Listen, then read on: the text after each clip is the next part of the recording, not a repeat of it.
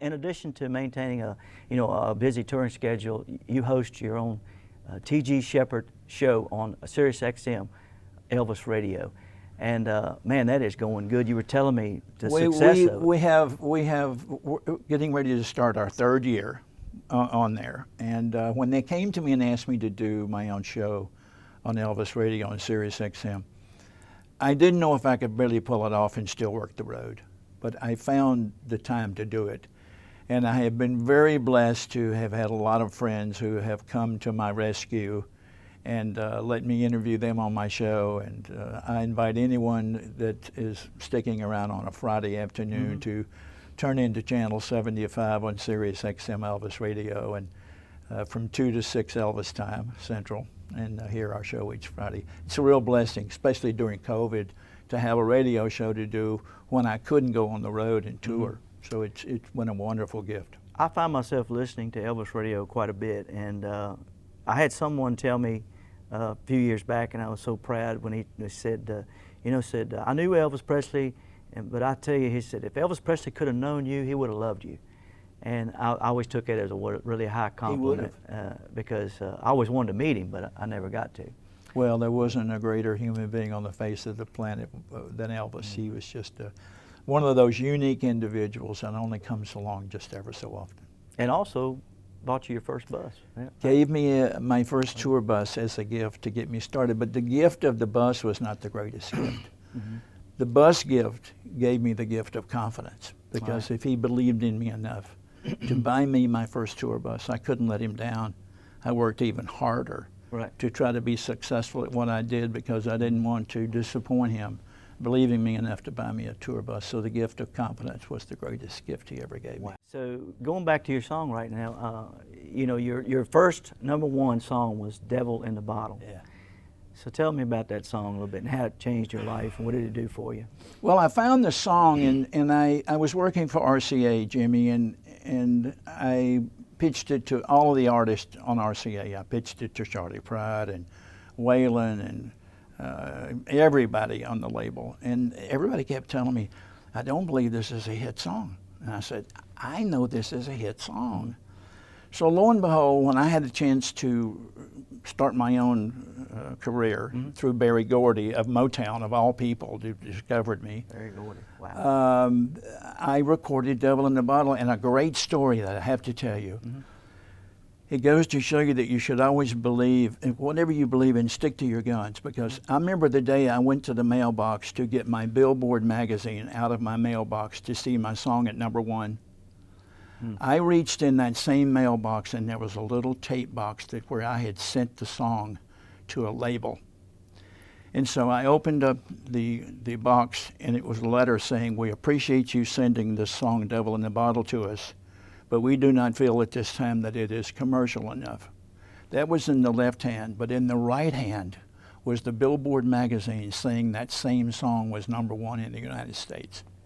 So always believe in what you're doing and never give up, because sometimes your own opinion of something is just as important as anybody's. So it was a very magical song for me. I'm glad you said that, because there's a lot of young people that watch this show and are paying attention to country music and gospel music as well, and other genres, that need to hear that you don't give up. Never. Because you only fail when you just stop.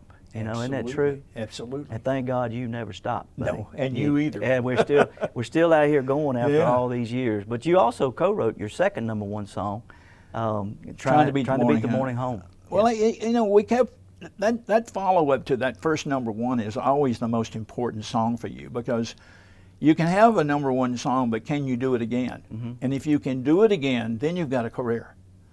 We searched and we could not find a song anywhere. So I was in Kansas City, Missouri at the Crown Plaza Hotel, And I was due to go in the studio the next week to record a follow-up, and we just sat down and we wrote Trying to Beat the Morning Home. And lo and behold, it became our second number one, the second of 21 number ones. So we've been very, very blessed. Now I'm going to ask you a hard question here. Uh-oh. Do you have a favorite?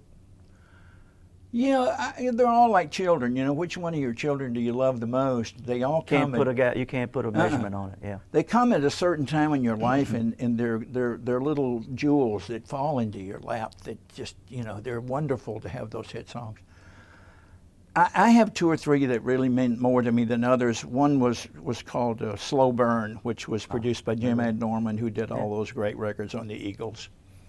I've always enjoyed that one. I've always enjoyed Last Cheater's Waltz because many years ago, Roger Miller told me one day, he said, T.G., that Last Cheater's Waltz song you've got out there is going to live forever. And I said, how do you figure that? He said, son, let me tell you, when you hook a waltz, it lasts forever. Wow. And Roger Miller was right. So that's a couple of my favorites.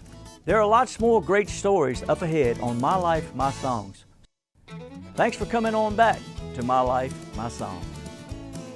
Well, you know, you've released over, I don't know if you know this or not, you probably know it, 25 albums in your career? There's been so many, I lost count. And you're working on you got some new things in the works now? Well, I have a new album called Midnight in Memphis.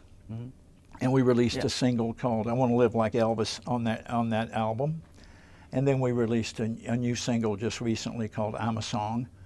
And it's from the song's standpoint, saying that long after the singers leave us, the music lives on. We've lost so many great performers this past year with Diffie and with Kenny Rogers and Charlie Pride and Charlie Daniels, Harold Reed, Earl Thomas Conley, Mac Davis, Katie Oslin, Earl Thomas Conley.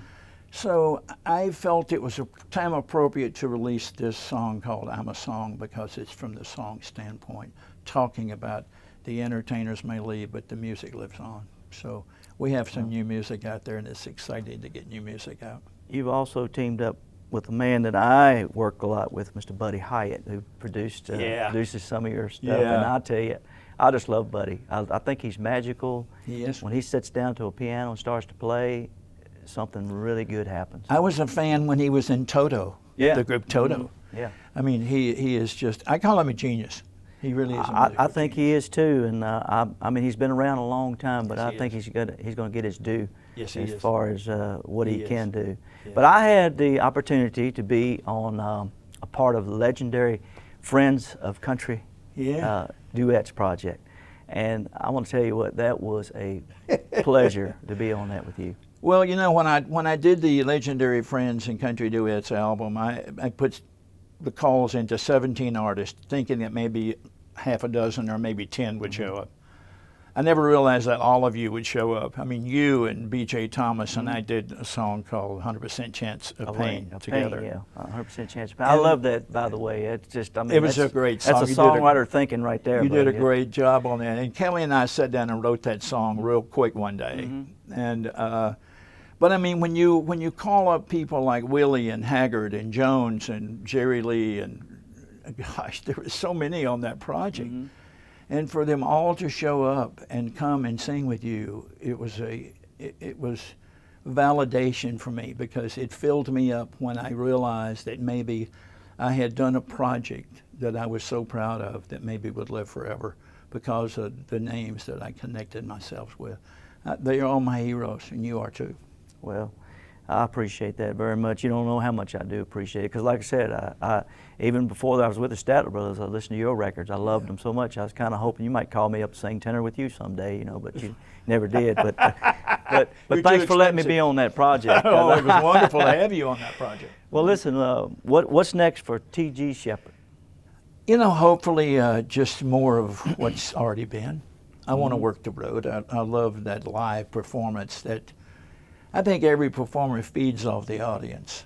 And in this past year of not being able to go do that, I have missed it greatly. I don't miss the traveling so much because that's hard. No, I'm with you there. I love what Larry Gatlin said the other day to me. He said, well, a guy called the other day and wanted to know what I would charge for a date. And he said, I told him that the show was free, but the traveling expenses was in the thousands.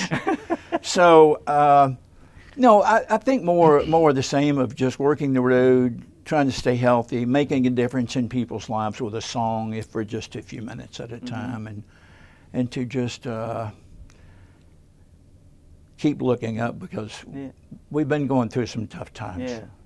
Well, our country has, and with COVID and stuff, we lost a lot of great people. And so my belief in God is so strong. Yeah, mine too. Mine even more now. That's after the things that have happened. But you said something there about the people. You know, I tried to do a little podcast from my house. I did a thing called Jimmy Jams for a while, and talking into the computer was just like you're doing that. But you need those people. They're the life's blood that we need to feed off of. We hopefully give something to them that they sure to give back to us. Well, and when you can't feel that live audience, it's quite tough. a loss, isn't it? It is. But so I hope to continue just doing what I've loved doing for so long as I can do it. As long as there's someone there to listen, I'm going to be out there doing it. Well, listen, man, we sure appreciate you stopping by today and for my life, my songs, and sharing your stories. We love you so much, man. People are going to love what they hear today. And thank you for sharing with us, brother. Thank you. God Glad to bless be you. here. Thank you. Absolutely.